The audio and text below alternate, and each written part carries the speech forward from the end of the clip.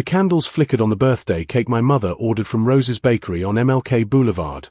32 candles, one for every year I'd survived this family. The restaurant was Josephine's, a New Orleans-style spot in Atlanta where the gumbo costs $22 and the walls are painted the color of sweet potatoes. Mama reserved the private back room. Everyone was there, aunts, uncles, cousins I hadn't seen since Grandma Loretta's funeral 3 years prior. I was feeling good that night. Genuinely good. I'd just been promoted to senior financial analyst at Vantage Capital Group. 6 figures. Full benefits. The whole thing. I hadn't announced it yet because I wanted to wait for the right moment. My name is Christian Cole. Understand something before this story goes any further. I am not a dramatic man. I don't chase conflict. I don't light fires. But Lord knows I know how to stand very still while one burns itself completely out. My sister Brianna, 2 years older, Yale law dropout, currently surviving on our parents' steady financial investments, sat directly across from me. Her husband Jared sat beside her, a man who smiled too wide and never paid for anything himself. Their 2 kids, Jordan and Kayla, sat at the far end. Everything was fine. The bread came. The drinks came. Mama started tearing up just looking at me the way she always does. Then Brianna's glass hit the table, hard. Not an accident. The entire room went quiet like someone cut a wire. "Can I say something?" she asked, not waiting for permission. Her voice carried that particular edge I'd known since childhood. The edge that meant someone was about to be cut open in front of people who love them. I picked up my fork. And I smiled. "You know what, Christian?" Brianna rose from her chair like she was addressing a courtroom. Jared shifted uncomfortably beside her but said nothing, because Jared never said anything that wasn't first approved by Brianna.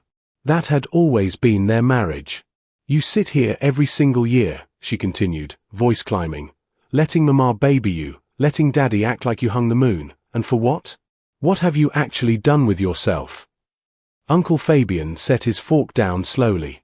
Cousin Tamika looked at her phone. Mama whispered, "Brianna, baby." "No."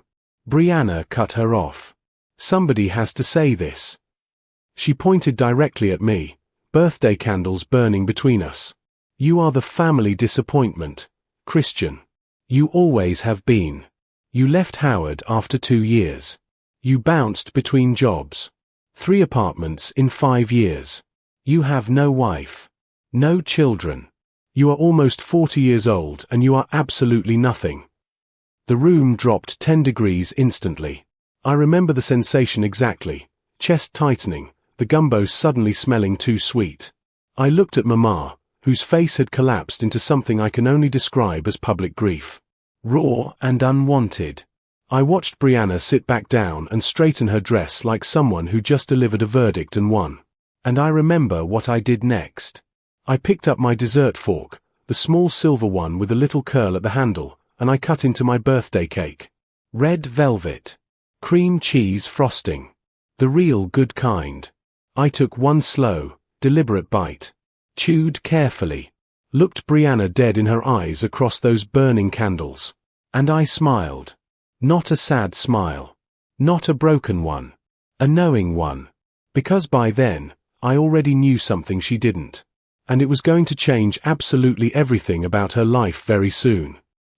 Let me take you back 6 weeks before that dinner. Because stories never truly start where they appear to start. It was a Tuesday morning, 7:43 a.m., and I was sitting in the glass-walled office of Ashton Valentine, CEO of Vantage Capital Group. Ashton was 54, silver-templed, the kind of man who measured every word like it cost him something real. He slid a folder across his desk. "We want to create a new position," he said. "Head of Family Wealth Strategy. It requires discretion, a specific kind of intelligence, and someone who understands long-term financial architecture." Pause. "We believe that's you, Christian." The salary inside that folder was $187,000. Plus equity. Plus a discretionary client management fund. But here's what Ashton didn't say aloud, what was buried in the quiet work I'd done for 4 straight years. I had built a reputation in Atlanta's black financial circles as the man who understood where generational money lived and how to protect it across decades. I restructured wealth for 11 families. Worked weekends. Took calls past midnight. The bouncing around that Brianna loved throwing in my face at every holiday? Every single move was calculated. I left Howard because a private certification program costing $30,000 completely redirected my trajectory. I moved apartments 3 times to be geographically closer to clients I was actively building relationships with. None of this was visible from the outside. I kept it that way on purpose. But Ashton told me something else that Tuesday morning. Something involving my family that I hadn't anticipated. Something that first made my blood run cold before it made it run white hot. "We've been reviewing our scholarship fund accounts," he said carefully. "We found serious irregularities." He opened a second folder. I leaned forward slowly. My sister's full name was printed on the very first page. I want you to feel what I felt in that exact moment. Because it wasn't anger, not yet. It was something colder. Like stepping into a dark room and discovering the furniture has been rearranged while you were sleeping. Vantage Capital Group had maintained, for 7 years, a private scholarship endowment called the Valentine Cole Community Fund.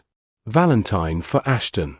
Cole for my father, Harold Cole, a retired postal worker who donated $20,000 in 2016 because Ashton was his childhood friend and Harold genuinely believed in the mission. That fund had sent 14 kids from southwest Atlanta to college. 14 real kids with real futures. The fund's volunteer administrator for the past 3 years was named Brianna Cole-Torres. "We brought her on because Harold vouched for her," Ashton said, and the embarrassment was visible on his face. Yale law background. "We thought she'd strengthen the board." Except she didn't.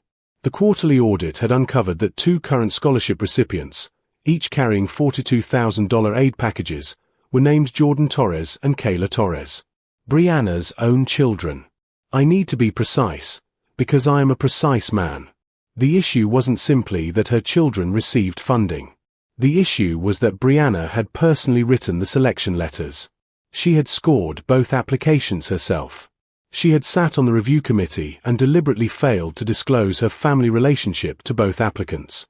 She had committed, in the language of the legal opinion Ashton now held, a textbook conflict of interest that voided both awards under the fund's governing bylaws. The scholarships were already flagged for reversal pending a board vote. Ashton studied me carefully. "I wanted you to know before this becomes official. Given your last name, you deserve to hear it from me first."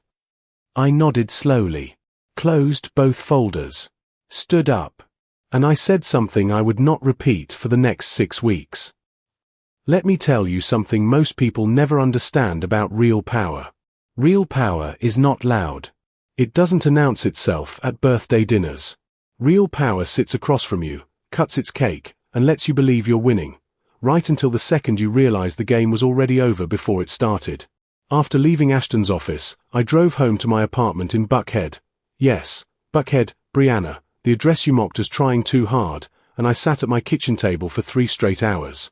I thought about every Christmas where she introduced me to her friends as my brother, still figuring himself out. I thought about Thanksgiving 2019 when she told Daddy I would probably just keep drifting. I thought about how she pulled Mama aside at Cousin Elias's wedding to whisper something that made Mama look at me differently for the rest of that entire night. Then I thought about Jordan and Kayla. 16 and 18. Good kids, as far as I'd ever seen. Not responsible for a single one of their mother's choices. This is where I need you to understand exactly who I am. Because it matters to this story. I spent 2 of those 3 hours trying to find a way to protect them. I called Dr. Evelyn Grant, who ran Morehouse's financial aid office and owed me nothing but respected me anyway. I explained the situation broadly. Asked whether legitimate replacement aid was possible if the Valentine Cole Awards were reversed before fall enrollment deadlines. She said she would look into it that same afternoon. Then I called my father, Harold Cole, 67 years old. The man whose $20,000 made that fund real. He didn't know yet. He needed to hear everything from me directly. The phone rang 4 times. "Hey, son," he answered. I closed my eyes. Hey, Daddy.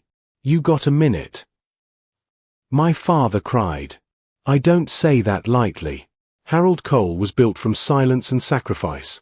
31 years in the postal service, never missed a mortgage payment, coached Little League every summer from 1994 to 2007. In 67 years, I had witnessed that man cry exactly twice. Once when his mother passed. Once when the cardiologist told him his heart ran at 60% capacity. That phone call became the third time. She did what? His voice dropped so low I almost missed it completely. Daddy, I'm being careful with my words. The board hasn't made a final ruling. But the audit is clear. She used the fund. The fund I put my money into. For her own children. Yes, sir. The silence afterward lasted so long I checked my phone to confirm the call was still connected. It was. I could hear Harold breathing. Slow. Deliberate. Like a man measuring something enormous before he lifts it. And nobody stopped her. There were no safeguards requiring board members' family to disclose conflicts. That gets corrected now. Another long silence. Then, does your mother know yet? Not yet. Don't tell her yet. His voice went flat in the particular way it did when decisions were made and not revisited. Let me think on this. Daddy, the board vote is 8 days away. After that, it's public record permanently. I understand. Pause. Christian, I owe those other families an apology. The kids who should have gotten that money. That sentence hit me somewhere deep. Because that is Harold Cole. In the middle of his daughter's betrayal, his first thought was about strangers who got cheated. I'll handle it, Daddy. We handle it together, he corrected firmly. I hung up and sat in the dark for a long time. The birthday dinner was 5 weeks away. Brianna had no idea I knew anything. And I made the decision right then to keep it exactly that way. 3 weeks before my birthday dinner, I received a call I wasn't expecting. A 404 area code I didn't recognize. I let it go to voicemail. The message was brief and barely above a whisper. Christian, this is Jared. Please don't tell Brianna I called. I really need to talk to you. I stared at my phone a full minute before calling him back. We met at a coffee shop on Auburn Avenue called The Gathering Grounds where espresso costs $6 and nobody looks twice at you. Jared arrived 5 minutes late, wearing sunglasses indoors, which told me everything necessary about his current state of mind. He sat across from me. Removed the sunglasses. He looked exhausted, not from bad sleep but from years of carrying bad decisions without ever setting them down. You already know, he said. Not a question. I know some things, I replied. He nodded. Stirred his coffee without drinking it. She told me 2 months ago. About the scholarship situation. I told her it was wrong. She told me to mind my business like she always does. And you let it go. I let it go. He looked up at me. I know that makes me just as responsible. I'm not here to judge you, Jared. Yes, you are. And honestly, you should be. He exhaled hard. Jordan found out last week, not the full truth, just that there was some question around his eligibility. Kid hasn't eaten properly since. Brianna told him not to worry, that everything was handled. He stopped. It's not handled, is it? No. Jared rubbed both hands over his face. What happens to my children, Christian? I've been working on that, I said. But I need something from you first. He waited. Don't say one word to Brianna. Not yet. Can you hold that? He looked at me a long moment. Then slowly nodded. The night before my birthday dinner, I sat at my desk and wrote a letter. Not an email. Not a text. A letter. 3 pages, longhand, on cream stationery I'd kept since college. The letter was addressed to the Valentine Cole Community Fund Board of Directors and contained a formal request from Harold Cole and myself to designate 2 replacement scholarship recipients from the original 2023 applicant pool, the kids who had applied honestly and been passed over. I'd spent 2 weeks working with Dr. Evelyn Grant at Morehouse and a contact at Clark Atlanta to secure replacement funding pathways. I'd also connected with Phyllis Shields, a private grants administrator I knew professionally, who agreed to expedite an emergency discretionary award if the board approved the reallocation. The 2 kids who deserved those scholarships were Ashton Delon Briggs, 17, Vine City, wanted to study mechanical engineering, and Amber Josephine Tate, 18, from East Point, the first in her family to ever reach college. Both had been told 3 months ago they didn't qualify. Both were currently working jobs and deferring their dreams. I was going to fix that before anything else. My phone buzzed at 11:47 p.m. Mama. I answered. "You excited for tomorrow, baby?" "Yes, Brianna helped me pick the restaurant. Isn't that something?" I held the phone. Breathed evenly. "Yes, that's real thoughtful of her. She's been in such a good mood lately. I think she's finally growing into herself." I looked at the letter sitting on my desk. 3 pages. Cream stationery. "Mama," I said gently, "I love you. And tomorrow night is going to be a night nobody at that table forgets." She laughed her warm, Sunday morning laugh and said good night. I sealed the envelope, slid it into my jacket pocket, and I went to bed. So now you understand the smile. When Brianna stood at that table at Josephine's on a Friday night in front of 30 members of our family and called me the family disappointment, when she listed my failures like a prosecutor reading charges into a record, I was not hurt the way she expected. I was something she had never once in her life considered me capable of being. I was ready. I let her finish every single word. I watched Mama's face crumble. I watched Harold, 67 years old, bad heart, good soul, grip the table edge so hard his knuckles went pale. I watched Jared stare into his plate like a man bracing for impact. I watched Jordan glance at Kayla, then look quickly away. I cut my cake. Red velvet. Cream cheese frosting. I took one slow bite. And I looked at Brianna, really looked at her, and I smiled with everything I had. "Thank you for sharing that," I said. My voice was even. Controlled. Almost gentle. "I hear you, Brianna." That response confused her more than anything else possibly could have. She expected tears. She expected me to stand up and match her heat. She expected visible damage. Instead, I raised my glass of sweet tea toward the table. "I want to thank everyone for coming out tonight. It means the world to me. Let's enjoy this food." The night continued. Awkward, bruised, and strange, but it continued. Brianna spent the rest of the evening trying to catch my eye, searching for evidence that her words had finally broken something in me. I gave her absolutely nothing. At 9:15 p.m., I hugged Mama, shook Harold's hand, he held an extra second and nodded once, just once, and I walked out into the Atlanta night air. The letter was still in my jacket pocket. Tomorrow was already planned, already in motion, already inevitable. The board meeting was 9 a.m. Saturday. I wore a grey suit. No tie. Clean shoes. The kind of outfit that communicates seriousness without performing it. Ashton Valentine opened the proceedings. 7 board members present. Harold Cole attended as a founding donor, a right guaranteed to him under the fund's charter. He sat to my left, spine straight, hands folded on the table like a man in church who knows exactly why he showed up. I presented the audit findings. I read the bylaw violations. I was factual. Precise. I did not use Brianna's name more than the documents strictly required. The vote to reverse the scholarships was 6-1. The one dissenting vote came from Patricia Gaines, who'd known Brianna since childhood and said she needed more time to process. Ashton overruled the abstention on procedural grounds without hesitation. The vote to redirect funding to the original alternate applicants, Ashton Delon Briggs and Amber Josephine Tate, was unanimous. Dr. Grant's office was notified by 10:30 a.m. Phyllis Shields sent the emergency award letters by noon. By 2 p.m., Ashton Briggs had an email in his inbox that would permanently redirect the course of his life. By 3 p.m., Amber Tate received a phone call that made her cry standing in the parking lot of the Kroger on Cleveland Avenue where she worked Saturday shifts. I know this because her manager, a former client of mine, sent me a photo.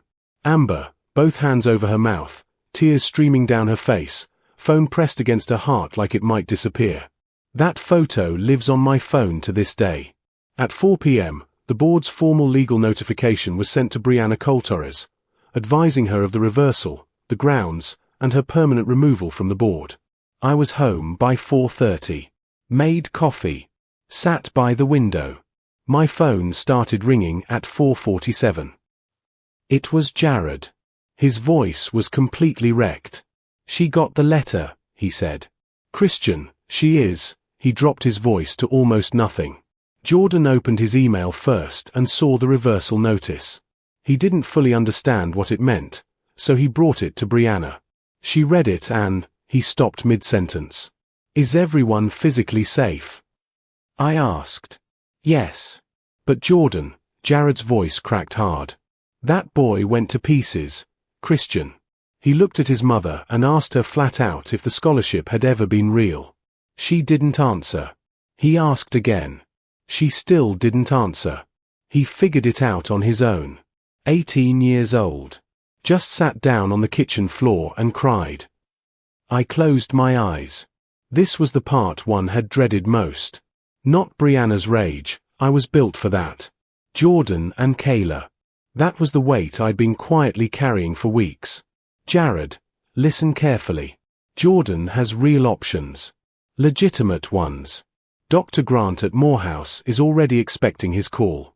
3 other foundation cycles are still open before the fall deadline. I've already made the necessary calls. His application is genuinely strong, he earned that himself. You already did all that? Jared whispered. He didn't do anything wrong.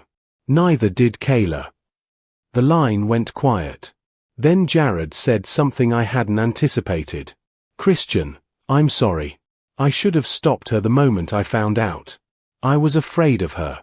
I have been afraid of her for years and I hate myself for it. I didn't offer him easy forgiveness. But I said, start being someone your children can actually be proud of. That's how you fix what's broken. He hung up. 20 minutes later my phone rang again. Different number. Brianna. I let it ring to voicemail. Then I listened, 90 seconds of fury, accusation, and tears, ending with one sentence that confirmed everything. You smiled at dinner because you already knew, didn't you? I called Mama Sunday morning. She picked up on the first ring, which told me she'd been awake and waiting since early. I heard, she said. I know. Brianna called me at midnight. Said you destroyed her family, Christian. I let that sit in the air between us. Through the phone I could hear her kitchen, the coffee maker gurgling, the particular hum of the refrigerator that had been in that same spot since 1998. Mama, let me tell you what actually happened. I told her everything. Ashton's office 6 weeks ago. The Morehouse calls. The board vote. Harold knowing and choosing to stand with me. Jared's confession at the gathering grounds. Ashton Briggs and Amber Tate, the 2 kids who were supposed to get those scholarships and didn't. What the fund was built for. Whose $20,000 made it possible. Mama was quiet for a long time after I finished. She used your daddy's money, she finally said. Not a question. A reckoning. Yes, Another silence. Even longer this time. Christian, I owe you an apology. Her voice stripped down to something real, the Mama voice behind all the performance. I let her talk to you like that for years. At every holiday. At every family dinner. Every single time, I told myself it was just sibling stuff. That she didn't mean it. I should have stopped it long ago. Mama. No, baby. Let me finish saying this. I heard her exhale slowly. You are not a disappointment. You never were. I believe Brianna knew that better than anyone in this family, and that's exactly why she worked so hard to make you believe otherwise. I held the phone against my ear. Something shifted deep in my chest, something locked there since I was 22 years old, standing in our driveway being told I was drifting without direction. Thank you, Mama. Come have dinner with me this week. Just us. Yes, 2 months later, Ashton Briggs started his first semester at Georgia Tech Mechanical Engineering. He sent me a handshake emoji and a photo of his dorm room. Small, cluttered, and absolutely perfect. Amber Tate enrolled at Clark Atlanta and was already on the dean's list by midterms, according to Phyllis Shields, who kept me updated because that's just the kind of woman she is. Jared filed for legal separation in October. That's not my full story to tell. But Jordan called me the week after, voice steadier than I expected, and asked if I could walk him through the Morehouse financial aid portal. We spent 2 hours on the phone together. He was sharp. Focused. He had his mother's intelligence, real, raw intelligence, just pointed now toward something that could actually grow. Brianna did not come to Thanksgiving. Mama cooked anyway. Harold sat at the head of the table and said a grace that ran 4 full minutes, long even for him, and at the very end he said quietly, "I'm grateful for sons who do what is right in the dark, when nobody is watching." He didn't look at me when he said it. He didn't need to. I received the head of family wealth strategy position at Vantage Capital Group officially on December 1st. Business cards. Corner office. Exactly the life I had been quietly, strategically, invisibly building for a decade while my sister stood at birthday dinners narrating my failures to anyone willing to listen. I am not angry anymore. Anger is expensive and I've learned to spend carefully. But I want to speak directly to whoever is watching this right now. If someone in your life calls you a disappointment while quietly helping themselves to what belongs to someone else, be patient. Be precise. Build in the dark. Let them keep the noise. You keep the results.